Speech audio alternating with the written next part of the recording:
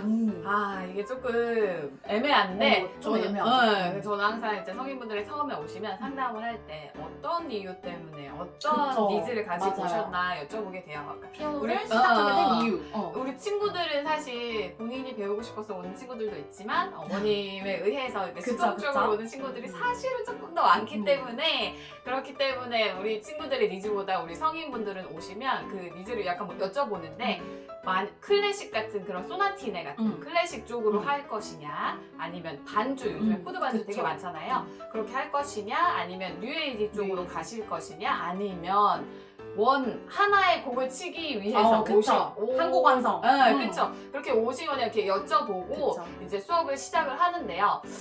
추천하고 싶은 장르는 일단 쉽게 다가가기 위해서는 코드 반주보다는 사실 전 뉴에이지 쪽.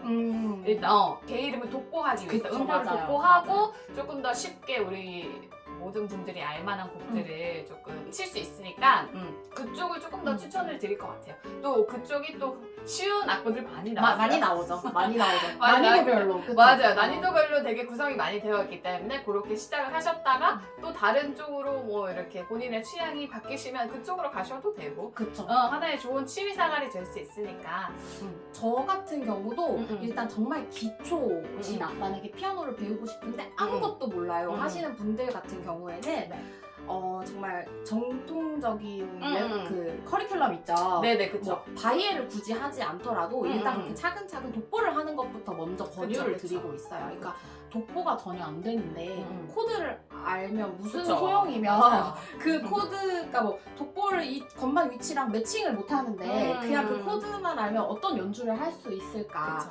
나중에 코드 반주를 하더라도 결국에 멜로디 라인은 독보를 우리가 해야 되잖아요. 그럼 우리가 코드를 비하하는 게 전혀 아니고 맞아요. 코드는 정말 중요한데 좋죠. 너무 좋아요. 너무 중요하기도 네네네네. 하고 정말 자유롭게 반주를 하게 되면 그 후에 이제 연주할 수 있는 게 너무나 너무 많이 되기 때문에 많아지고 너무 자유롭기 좋아요. 때문에 좋지만 배우시는 처음 단계에서는 그래도 저는 기초를 단단하게 쌓은 후에 이제 배우는 게 좋다고 생각을 해요. 그래서 일단은 우선적으로는 독보를 하는 커리큘럼으로 먼저 네. 추천을 드리고 그 다음에 원하시는 코드 학습을 하는 게 좋을 것 같다는 생각이 들어요. 성인분들 수업은 보통 본인들이 하고 싶어하는 장르가 좀 있을 거예요. 그런데도 선생님으로서 추천할 수 있는 장르 중에 저는 클래식, 보통 쇼팽 그런 소품곡집을 하나씩 추천을 하는데요. 뭐 녹턴이라든지 왈츠, 그래서 이렇게 소품곡집을 하나씩 악보를 줘서 좀 장기간 연습하더라도 어디 가서 한 번씩 쳐볼 수 있는 그런 곡을 만들어주는 게 중요한 것 같아요. 맞아요. 그런 곡을 배우다 보면 아무래도 다양한 테크닉들이나 이런 게 다 들어있기 때문에 천천히 배우면서 다 그 곡도 만들어가면서 그렇게 하는 건 저도 좋은 것 같아요. 저는 코드 같은 경우는 성인분들이 코드로 배우는 거를 또 원하시는 분들이 꽤 있으시더라고요. 맞아요. 가요 같은 거를 치고 싶으셔서 그렇게 코드만 먼저 배우시는 분들이 있는데 코드로 배우는 장점은 조금 빨리 배울 수 있다는 점.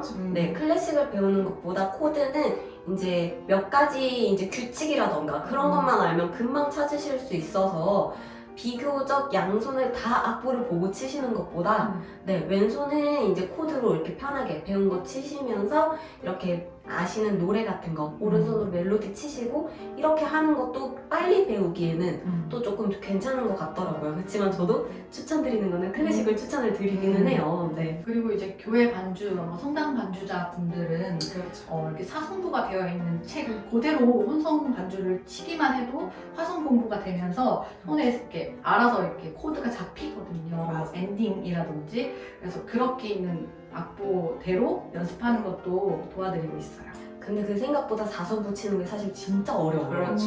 근데 그걸 잘 모르시더라고요. 모든 조성을 다 알아요. 여기에 악보가 뭔가 단순해 보이고 복잡해 맞아. 보이지 않으니까 이게 쉬울 거라고 생각을 하시는데 사선 붙이는 거 생각보다 많이 어렵습니다. 네, 공부가 많이 필요한 네, 4성분 음악이에요.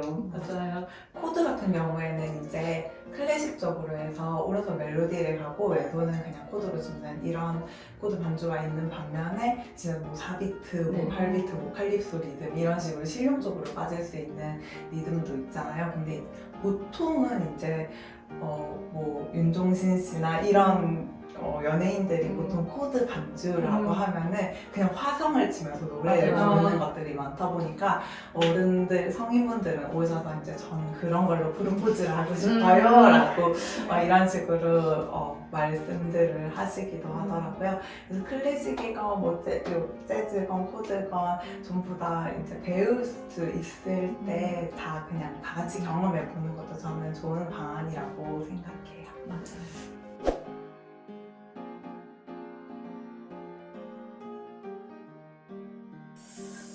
이거 네. 너무 답정너 아니에요? 맞아요. 이거 너무 답정너예요. 음악 이론 당연히 알아야죠. 네네네. 그러니까 음악 이론 안에는 음표, 박자, 그쵸. 리듬 이런 것도 있고 음악 기호들도 기호도 있죠. 있고 그 곡의 형식 이런 게 형식, 그쵸. 다 포함이 되어 있는 건데 이걸 꼭 다 알아야 되나요? 라고 하시면 당연히. 네. 당연히 알아야죠. 아시는 경우가 훨씬 어. 좋고 왜냐면 이제 레슨을 받으실 때 음악 이론을 모르시면 그냥 선생님이 하라는 대로 수동적으로 이제 선생님 시키는 대로 떠먹여주는 대로만 드실 수가 있어요. 근데 이게 사실 본인이 돈을 주고 배움이라는 게 떠먹여주는 것만 먹다 보면 여기가 그쵸. 나중에 혼자 먹을 역시, 수가 없어. 역시 하나도 안 남았어. 한 남는 게 필요는. 없어. 그렇기 때문에 이제 그런 음악 이론들과 함께 본인이 박자도 세실 수 있고 또 곡의 형식도 뭐 깊게는 전공자만큼 깊게는 아니더라도 파악을 하실 수만 있다면 훨씬 본인이 취미생활 하시고 악보를 보시는데 그래도 나 이 정도 피아노 배웠어 하시는데 충분히 좋죠. 충분히 좋죠.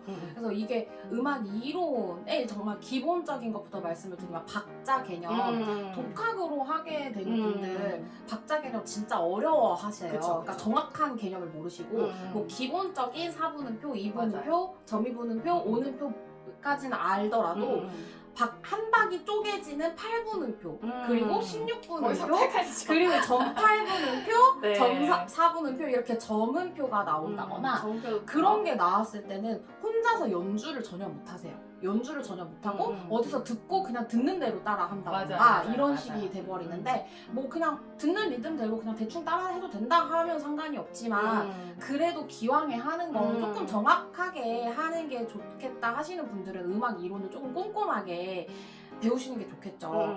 그리고 우리가 뭐 뉴에이지나 아니면 클래식 작품을 다룰 때 거기에 기호들이 있잖아요. 뭐 악상 기호라던가 뭐 네. 빠르기 말이라던가 뭐 돌체 뭐 이런 거 리타르단도 그쵸. 뭐 약간 이런 말들이 나왔을 때 그거를 모르는 사람은 그냥 치겠죠? 그냥 악보에 그려져 있는 콩나물만 보면서 열심히 그쵸, 손가락을 맞아, 움직이겠지만 맞아. 그 음악적인 표현이 하나도 생기지 않겠죠. 뭐 크레센도 점점 커지거나 리타르단도 점점 느려지면서 작아지거나 이런 표현이 가미됐을 때 연주가 훨씬 풍성하게 들리기 때문에 그런 거를 그냥 다 귀로만 듣고 따라하기에는 한계가 있을 거예요. 맞아. 일단은 그런 것들을 똑같이 들었어도 뭐 그런 디테일한 표현들을 귀로 파악을 못하면 못 따라하는 거죠. 그 약간 그렇게 생각을 하시면 좋을 것 같아요. 그냥 글씨체가 고딕체 악보만 읽으시면 그냥 고딕체예요. 근데 이제 그런 음악적인 기호와 그런 여러 가지 아티큘레이션이 들어가면 약간 뭐라 그래? 디자인 폰트 좀 예쁜 거. 목수같이. 복숭아 네, 너무 봉숭아 옛날 건가? 틴트체 아니 봉숭아 틴트체 요즘에 뭐 배달의 민족 연성체 이런 거 있잖아요. 맞아. 그런 거. 그렇게 약간 더 예쁘게 또 여러 가지 다양한 색깔로 하실 수가 있다는 거죠. 그래서 음악 이론은 정말 중요하다고 생각이 들고 그러니까 뭐 레슨을 받으시는 분들 선생님께서 설명해 주시는 거를 그냥 한 귀로 듣고 한 귀로 흘리지 마시고 네네. 꼭 기억을 해두셨다가 다른 곡을 혼자 다뤄보셨을 때 적용을 해보시면 너무 좋을 것 같고 그쵸. 독학을 하시는 분들 많이 검색하시겠잖아요. 아니면은 지금 하고 있는 교재에 그렇게 이론 설명이 되어 있다거나 그런 부분을 정말 놓치지 마시고 하나하나 다 챙겨서 해보시면은 이제 곡을 완성하는데 더 큰 도움이 될 거라는 생각이 들어요.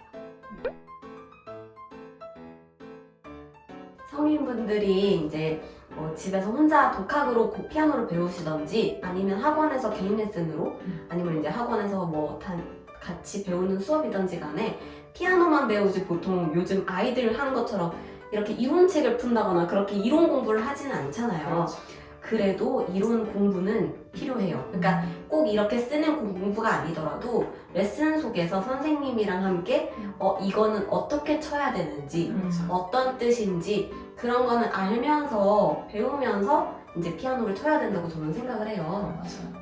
뭐 피아노는 작게, 뭐 그쵸. 메로 피아노는 조금 작게 이런 게 이제 글로만 받아들이는 것이 아니라 선생님이랑 이제 레슨을 통해서 이게 어느 정도로 표현하고 어느 정도로 눌려야 되고 이런 거를 이제 직접 터득하는 그렇죠. 뭐 템포 루바토라든지 이런 데는 왜 좀 더 늘려지지 이런 거를 선생님이랑 곡 속에서 성인들은 곡 속에서 음악 이론을 접해서 만날 수 있는 원래 맞아요. 악보에 있는 기보되어 있는 것만 지켜도 올바른 연주가 된다고 하잖아요. 맞아요. 근데 그거를 어떻게 해석을 해야 되는데 뭔지 모르면 정말 그냥 게으름만 칠 수가 있어요. 그렇죠. 그게 아니라 예를 들어서 돌체라고 적혀 있어요. 그러면 부드럽게라는 뜻이 담겨 있기 때문에 그걸 알고 연주하는 사람과는 좀 다르기 때문에 그렇죠. 배우는 것을 추천드리고 있어요. 네, 학생들 같은 경우도 저는 음악 이론을 요즘에는 그렇잖아요.